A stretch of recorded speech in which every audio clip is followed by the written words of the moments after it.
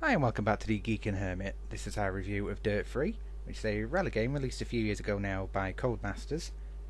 And I wanted to do a review on this now, purely because in my personal opinion, I think this is actually the best rally game you can possibly buy at the moment. Well, at least of this generation anyway. As you can see, the graphics are absolutely brilliant on it. The cars handle like you'd expect them to. The physics are brilliant and what you'd expect. And just everything is just handled so well in this game.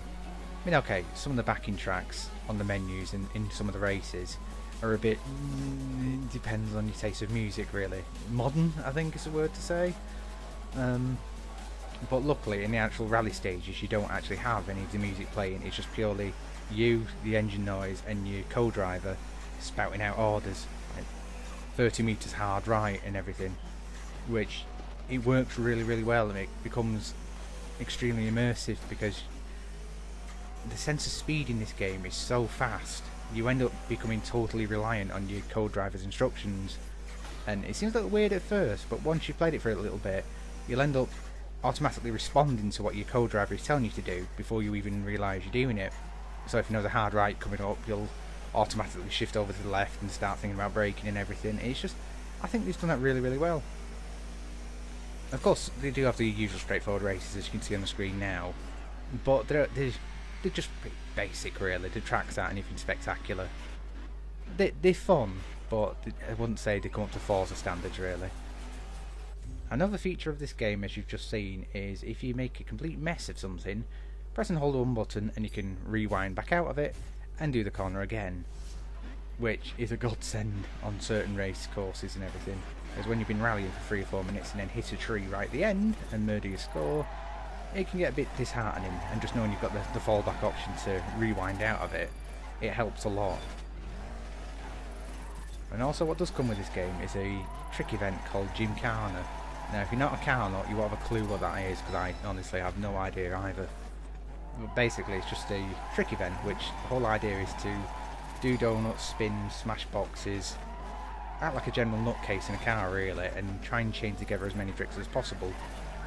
And I think it's actually pretty good. At first it feels a bit weird, but wait, when you get practiced at it, you do find that whilst practicing for the silly little trick events, the skills you pick up there, like the handbrake control and everything, do transfer over well to the rally courses. So you'll find you're doing hairpin rights and everything much easier. Now if you're keen-eyed, you will have seen then in the cockpit, you'll have a little avatar, on the Xbox version at least. Your Xbox avatar will actually dangle by his arm from the rearview mirror, and I just think that's a really funny little touch. And as you go around the hard corners, he'll start swinging wildly. Completely random and pointless in a driving game, but funny all the same.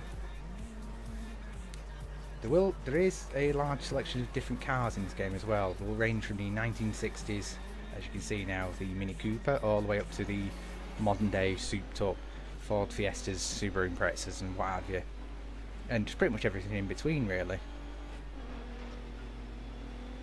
And this is another one of the events you can do. I think it's called Truck Rush or Land Rush or something. It's pretty much, it felt to me, it's pretty much like Destruction Derby. Get in a big truck, smack it around corners into other cars, win really, pretty much. But I think this is where the basis for the Dirt Showdown came from, these events I think. Which is an okay game in itself, but if you're going to buy any rally game or anything, please buy this one and not that one, because that's kind of like the stupid American brother to the intelligent grown-up version that this is.